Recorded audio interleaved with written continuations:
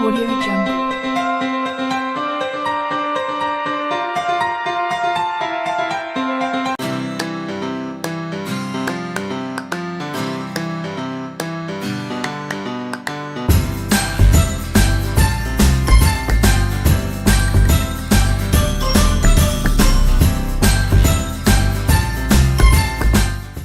Bueno, cuando hablamos de los indicios del acoso escolar, podemos encontrar muchos, ¿no? Estos están relacionados con el cambio de comportamiento del niño, el cambio de humor, y ahí los docentes o los padres de familia debemos estar muy atentos a este tipo de reacción.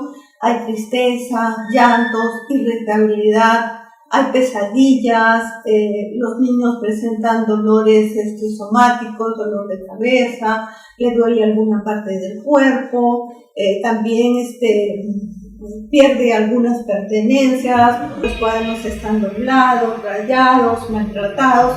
Entonces algo está pasando con este niño, ¿no? También pueden aparecer golpes, hematomas, rasguños, o el niño se retrae mucho, no asiste a compartir con todos sus compañeros, o en la casa está muy solitario.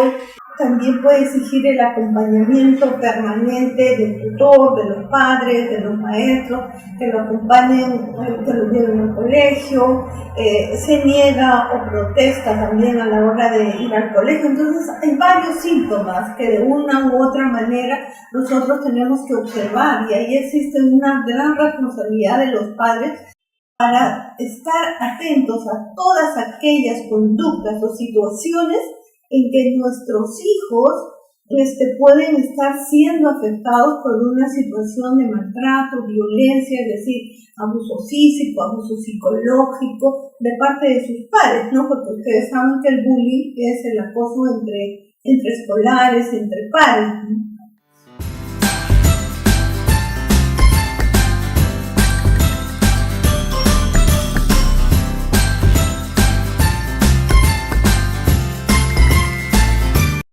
En primer lugar, tiene que detectarlo, ¿no? Entonces, si el docente no está atento a las reacciones de los chicos, entonces va a pasar desapercibido.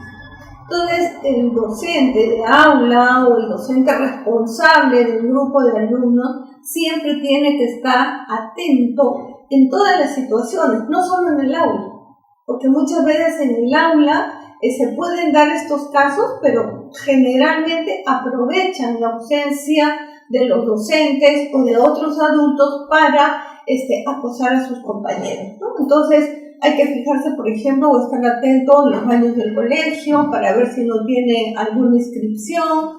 Hay que estar atento a las reacciones del niño cuando se socializa con otros compañeros, cuando no participan los niños habitualmente en las salidas del grupo, en las faltas continuas de los niños, ¿no? Porque un niño que es producto de acoso, de violencia escolar, generalmente al retraerse no participa, ¿no? Los docentes tenemos que estar muy atentos a este tipo de situaciones que se presentan en el aula. También tenemos que estar atentos a las mofas, a las burlas, a todas aquellas situaciones o actos que indicarían que uno o varios alumnos están siendo víctimas de maltrato. Es importante también observar, si bien tenemos potenciales alumnos que pueden ser víctimas de acoso, de violencia escolar, también tenemos que estar atentos a los agresores, ¿no? O sea, ¿cuáles son aquellos niños, niñas o adolescentes que realmente están o son potencialmente agresores? Y ahí también tenemos que ver qué es lo que está pasando por estos niños. Entonces aquí creo que es muy importante cómo trabajamos con los chicos temas que tienen que ver con la socialización, temas que tienen que ver con la no violencia, temas que tienen que ver con las relaciones asertivas que se debe trabajar entre pares, temas que tienen que ver con el conflicto, cómo resolver o solucionar conflictos. que son temas muy importantes que deben ser trabajados en el aula y que pasan por una nueva, quizás, forma de abordar los problemas, ¿no? Generalmente, cuando estamos en el aula, los docentes abordamos los problemas de manera diferente, ¿no?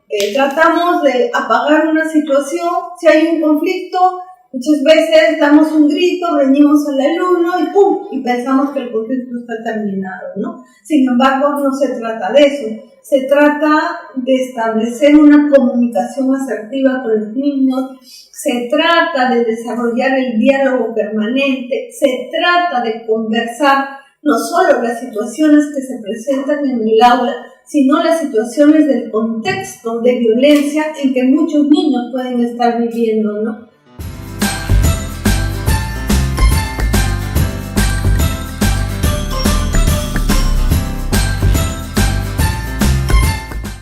Puede estar relacionada al desarrollo de proyectos académicos que involucren un gran esfuerzo entre los niños, ¿no? Pueden haber muchos proyectos relacionados a la mejora de la comunicación en el aula, a temas que tengan que ver con el desarrollo de la no violencia, la asertividad, cómo combatir determinadas situaciones. Entonces, al involucrar a los niños en este tipo de temas como parte también de su proceso de enseñanza-aprendizaje es sumamente importante.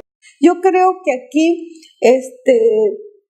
es importante que los contenidos que se trabajan con los chicos enseñen a trabajar de mejor manera estas situaciones de violencia que comúnmente enfrentan los chicos, no solo las víctimas, sino también los agresores.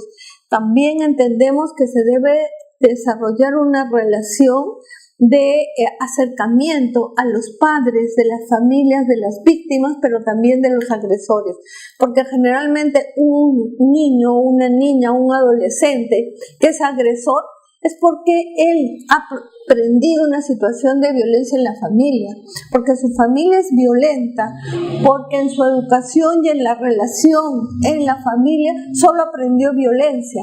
Entonces ese niño o esa niña o ese adolescente solo sabe reproducir violencia. Entonces ahí es muy importante la relación que tiene el profesor con el docente, e igual con las familias de las víctimas, porque una víctima de violencia, de acoso, ¿no?, ya sea física o emocional o psicológicamente, es una niña, un niño o un adolescente que va a tener serias repercusiones en su desarrollo psicológico, en su desarrollo físico, en su desarrollo integral como persona. Ya habíamos dicho inicialmente que hay bajo rendimiento escolar, que hay baja autoestima, que es un niño retraído, que es un niño que presenta un conjunto de síntomas que tienen que ver ya con su formación y su desarrollo. Y entonces ahí los docentes tienen que estar muy atentos ante estas situaciones y trabajar con mucha claridad con los alumnos estos temas de violencia. Es preciso también que se trabaje con los alumnos todo lo que significa una disciplina positiva, ¿no? O sea, el disciplinar no significa castigar, el disciplinar no significa golpear, el disciplinar no significa no respetar derechos, ¿no? Porque todas las personas tenemos derechos, y así como nosotros queremos que se respeten nuestros derechos, estamos obligados a respetar los derechos de los otros. ¿Y los otros quiénes son? Son nuestros compañeros de aula, son nuestros profesores, nuestro director del colegio, son los administrativos, y es en ese tema y en ese conjunto de relaciones que nos tenemos que mover. Pero si salimos del espacio del colegio, ya va a estar la familia o van a estar otros actores en la comunidad. Entonces los alumnos tienen que ser plenamente conscientes de que vivimos en un mundo donde debemos aprender, en primer lugar, a respetar los derechos, pero también a cumplir con los deberes que tenemos. Debemos aprender a manejar el conflicto, debemos aprender a manejar la no violencia de una manera adecuada y debemos aprender a disciplinar de manera positiva. Audio Jungle.